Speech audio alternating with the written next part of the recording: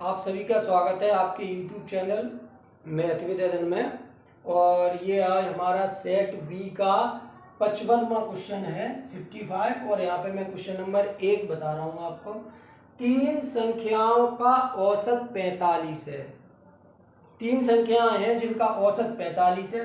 पहली संख्या दूसरी संख्या की 3 गुनी है, यानी कि जो पहली संख्या है वो दूसरी संख्या की क्या है, 3 गुनी है। और दूसरी संख्या तीसरी संख्या की 2 गुनी है। जो दूसरी संख्या है वो तीसरी संख्या की 2 गुनी है। तो पहली और दूसरी संख्या में कितना अंतर है, वो पूछा है। पहली और दूसरी संख्याओं में कितना अंतर है, यानी कि ये औसत का सवाल है। और इसका ऑप्शन आपको दिया हुआ है ए बराबर 60, बी बराबर 75, सी बराबर 65 और डी बराबर 80। तो औसत बराबर मैं आपको पहले बता चुका हूँ। औसत बराबर आपका होता है, औसत बराबर राशियों का योग, राशियों का योग बटे राशियों की संख्या, राशियों का योग बटे राशियों की संख्या।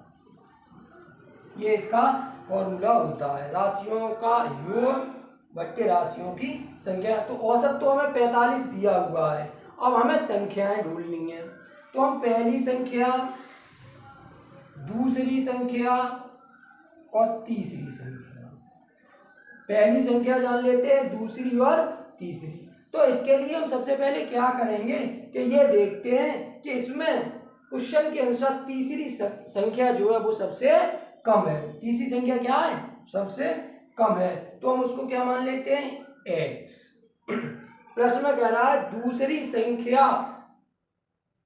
और पहली संख्या में कितना अंतर होगा। तो यहां से आप देख लीजिए, और दूसरी संख्या तीसरी संख्या की 2 गुनी है, यानी कि दूसरी संख्या जो है ये वाली संख्या पहली संख्या की 2 गुनी है। यानी कि ये x है तो ये कितनी हो जाएगी, 2x। यानी कि ये x है तो 2x हो जाएगी। और फिर कह रहा है पहली संख्या दूसरी संख्या की 3 गुनी है। पहली संख्या ये वाली, इसकी कितनी है, 3 गुनी है। तो ये 2x है तो ये कितनी हो जाएगी, 6x हो जाएगी। ये हमारी राशियों का क्या है, ये हमारी क्या वाली पकड़नी है हमको, राशियां। ये राशियां कितनी हो गई, 6x, 2x और x। पहली संख्या x, दूसरी संख्या इसकी 2 गुनी 2x, इसकी ये 3 गुनी 6x। तो ये टोटल हो जाएंगी आपकी 9x। कितनी हो जाएंगी, 9x। अब हम इसको फॉर्मूला में लगा देते हैं। जैसे 45 बराबर औसत, 45 बराबर राशियों का योग 9x बटे राशियों की संख्या, कितनी संख्याएं, 3 संख्याएं हैं। तो ये अब इधर जब हम ले जाएंगे इसको तो ये हो जाएगा 45 बराबर 45 गुणा 3 बराबर 9x। 45 गुणा 3 बराबर 9x। और अगर इधर से करेंगे x बराबर, जब x बराबर हम इसको निकालेंगे तो 9 का क्या लग जाएगा भाग, या इधर ही से काट दीजिए, 9 पंजे 45। ये हो गया आपका 5। कितना हो गया, 9 पंजे 45, ये हो गया 5 और 5 3 15। यानी कि x बराबर आ गया 15। यहाँ समझ गए होंगे। इधर इस समीकरण को तो सभी सॉल्व कर ही लेंगे। यहाँ से x बराबर हमको मिल जाएगा 15। अब कोई ये कह रहा है कि पहली और दूसरी संख्या में कितना अंतर है। तो पहली संख्या कितनी है, 6x, और दूसरी संख्या कितनी है, 2x। अगर 6x में से हम 2x घटा देंगे तो ये हमारा कितना बच जाएगा, 4x। कितना बच जाएगा, 4x। अब x बराबर हमारा कितना है, 15। तो 4x बराबर कितना हो जाएगा, 15 गुणा 4 बराबर 60। यानी कि यही हमारा क्या होगा, आंसर होगा। यानी कि x बराबर कितना हो जाएगा, 60 हो जाएगा, जो हमारा 60 ऑप्शन ए में है। फिर समझ लीजिए एक बार, पहली संख्या x है, दूसरी 2x और तीसरी 6x, और औसत है, इनका योग हो जाएगा 9x। और औसत है कितना हमारा, 45, 9x बट्टे 3, 3 क्या आएंगे? अब आप सोचेंगे ये 3 कहाँ से आ गए? 3 संख्या हैं, यानी कि राशियों की संख्या कितनी है? 3। तो x बराबर यहाँ से हम निकाल लेंगे कितना? 15। और वो ये कह रहा है कि पहली संख्या और दूसरी संख्या में क्या अंतर है? तो ये 6x है और ये 2x है, बस कितना बचेगा? 4x। कितना बचेगा? 4x। अब x का मान हमको पता ही है 15, तो 15 चौक 60, यानी कि पहली संख्या और दूसरी संख्या का जो अंतर होगा वो हमारा कितना हो जाएगा? 60। ये प्रश्न नंबर 2 है। साधारण ब्याज पर किसी निश्चित समय में एक धनराशि 5 गुनी हो जाती है। यदि साधारण ब्याज की दर 16% हो तो समय है 25 वर्ष, ए, बी 22 वर्ष, सी 24 वर्ष और डी 20 वर्ष। इस प्रश्न में वो पूछ रहा है कि समय। अब समय बराबर हमारा क्या होता है? समय बराबर होता है हमारा ब्याज गुणा 100 बटे मूलधन गुणा दर। क्या होता है? ब्याज गुणा 100 बटे मूलधन गुणा दर। तो यहाँ हमें ब्याज भी नहीं पता है और हमको मूलधन भी नहीं पता है, तो हम ये मान लेते हैं कि हमारा जो मूलधन है, क्या मान लेते हैं? जो हमारा मूलधन है वो कितना है? 100 रुपये है। कितना है? 100 रुपया हमने क्या मान लिया? मूलधन मान लिया। ठीक है। अब वो ये कह रहा है एक धनराशि 5 गुनी हो जाती है। कोई समय है, क्या है? कोई समय है, उसमें कितनी हो जाती है? वो 5 गुनी। मान लो 100 रुपये हैं और 16% की दर से 100 रुपये 16% की दर से किसी समय में, समय हमें पता नहीं, समय हमें क्या नहीं है? पता नहीं है। 100 रुपये 16% से समय पता नहीं है, कितने हो जाते हैं? 5 गुने। कितने? 100 रुपये कितने हो जाते हैं? 5 गुने, यानी कि 500 रुपये हो जाते हैं। क्या होता है? 100 रुपये और 16% से समय पता नहीं है, 500 रुपये हो जाती है। तो अब हम यहाँ से क्या निकालते हैं कि ब्याज, यानी कि हमारा मूलधन कितना है? 100 रुपये, और ये क्या हो गया? हमारा मिश्र धन। ये क्या हो गया? हमारा मिश्र धन हो गया। टाइम ज़्यादा नहीं लगेगा इस सवाल को सॉल्व करने में, लेकिन समझा रहे हैं इसलिए थोड़ा समय लग रहा है। 100 रुपये 16% से कितने हो जाते हैं? 500 रुपये। समय हमको पता नहीं है। ये हमारा क्या बन गया? मिश्र धन। और ये क्या है? हमारा मूलधन। अब ब्याज बराबर क्या होता है हमारा? ब्याज बराबर मिश्र धन माइनस मूलधन। मिश्र धन माइनस मूलधन। यदि हम मिश्र धन में से क्या घटा दें? मूलधन, तो हमें क्या मिल जाएगा? ब्याज मिल जाएगा। क्या मिल जाएगा? ब्याज। तो हम क्या करें? 500 रुपये में से यदि हम 100 रुपया घटा दें तो हमें कितना प्राप्त होगा? 400 रुपये। ये हमारा क्या हो जाएगा? ब्याज हो जाएगा। अब हमको क्या क्या मालूम पड़ गया? मूलधन भी हमको मालूम पड़ गया, मूलधन हमको ये मालूम पड़ गया 100 रुपये, और ब्याज भी हमको मालूम पड़ गया कितना? 400 रुपये। ब्याज हमको कितना मालूम पड़ गया? 400 रुपये। अब हमको सारी चीजें मिल चुकी हैं तो समय हम निकाल सकते हैं। ब्याज कितना है? 400 रुपये। ब्याज गुणा 100 बटे मूलधन हमने कितना माना था? 100 रुपये, गुणा क्या है हमारा? दर हमारी कितनी है? 16%। 100 से 100 ये क्या होगा हमारा? कट जाएगा, और 16 कम 16, 16 दूनी 32 बचते हैं 8, और 16 पंजे 80, यानी कि ये आ जाएगा आपका 25 वर्ष। अब 25 वर्ष आपका ऑप्शन ए में है।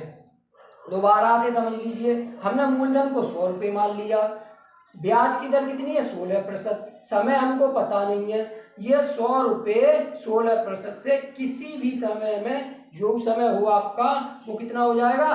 500 रुपये हो जाता है। 100 रुपये जब 500 रुपये हो जाएगा तो ये क्या बन जाएगा? हमारा मिश्र धन। और हम यहाँ से ब्याज चाहिए, हमें क्या चाहिए? ब्याज।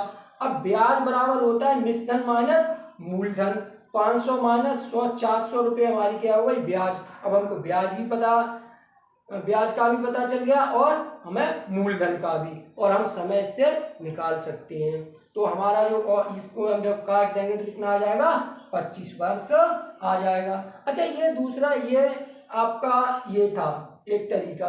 दूसरा, अगर हम इस तरह मूलधन को हम मान लेते हैं कि हमारा x है, मूलधन क्या मान लेते हैं, x, तो ब्याज हमारा कितना, वो मिश्रधन हमारा कितना हो जाएगा 16% से 5x, कितना हो जाएगा 5x हो जाएगा, ठीक है। और ब्याज अब हमारा क्या हो जाएगा 4x हो जाएगा। ब्याज मूलधन हमने x मान लिया, ब्याज मिश्रधन हमारा हो गया 5x, ब्याज हमारा हो जाएगा इसमें से घट जाएगा तो 4x, और फिर यहाँ से समय लगा दिए, समय का फॉर्मूला, ब्याज गुणा 100, ब्याज कितना है 4x, ब्याज गुणा 100 बट्टे मूलधन हमने क्या माना था x, गुणा समय कितना माना था 16, x से x ये कट जाएगा और ये आ जाएगा हमारा 400 बट्टे 16, और 100 ये काट देंगे इससे तो 25 वर्ष ये आ जाएगा। आप इस तरह भी हल कर सकते हैं, लेकिन ये बहुत ही आसान तरीका है। ये प्रश्न नंबर 3 है और सेट बी का आपका 57वां प्रश्न है। किसी विद्यालय में 16 विद्यार्थियों की आय का औसत 20 है, उनमें से 5 विद्यार्थियों की आय का औसत 20 है और 10 विद्यार्थियों की आय का औसत 20.4 है, यानी कि 20 किलो 400 ग्राम है। तो 16वें विद्यार्थी की आय क्या है, यानी कि जो 16वां विद्यार्थी है उसकी आय क्या है। ऑप्शन ए में 18 वर्ष है, बी में 20 वर्ष है, सी में 22 वर्ष है और डी में 16 वर्ष है। तो ये बहुत ही आसान क्वेश्चन था, यानी कि जब 16 विद्यार्थी हैं और उनकी आय का औसत 20 है तो उनकी कुल आय क्या होगी, कुल आय उनकी कितनी हो जाएगी 16 गुणा 20। अब 5 विद्यार्थियों की कितनी है 20, 5 विद्यार्थियों की कितनी है 20, तो ये कितनी हो जाएगी 100, और ये आपकी कितनी है 10 विद्यार्थियों की है 20.4, और 20.4 इसमें 10 का गुणा करेंगे तो ये हो जाएगा 204। तो अब इसे एकदम सीधे तरीके से एक ही लाइन में सॉल्व कर देते हैं, यानी कि जो पूरे विद्यार्थी है 16 उनकी औसत आय में से जो 10 विद्यार्थी हैं उनकी औसत आय और 5 विद्यार्थी हैं उनकी कुल औसत आय घटा दी जाए तो हमें 16वें विद्यार्थी की आय ज्ञात हो जाएगी। जैसे 16 गुणा 20, 16 गुणा 20 ये तो है हमारा टोटल। अब इसमें से हम घटाते हैं क्या 5 विद्यार्थियों की कितनी है 20, तो इनका कुल टोटल वजन कितना हो जाएगा 20 गुणा 5, और उसके बाद में शेष बचते हैं हमारे ये 10 विद्यार्थी, इनकी कितनी है औसत आय 20.4, तो ये हो जाएगा 10 गुणा 20.4। तो अब घटाते हैं, ये हो जाएगा 16 दूनी 32, 320 माइनस के ये हो जाएंगे 20 पंजे 100 माइनस ये कितने हो जाएंगे 204, कितने हो जाएंगे 204।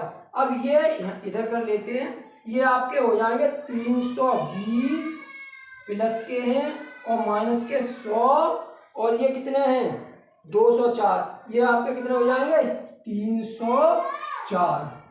अब इसमें से इनको हम घटा दें, 320 में से 304 घटाते हैं तो कितने हो जाएंगे 16। अब ये क्या हो जाएगी 16 वर्ष, ये कौन से विद्यार्थी की आय हो जाएगी 16वें विद्यार्थी की जो आय होगी वो 16 वर्ष हो जाएगी। 16 वर्ष हमारा ऑप्शन डी सही हो जाएगा। तो जो टोटल में से हमने 5 की घटा दी, फिर 10 की घटा दी, और जो शेष बची वही हमारे 16वें विद्यार्थी की आय आई।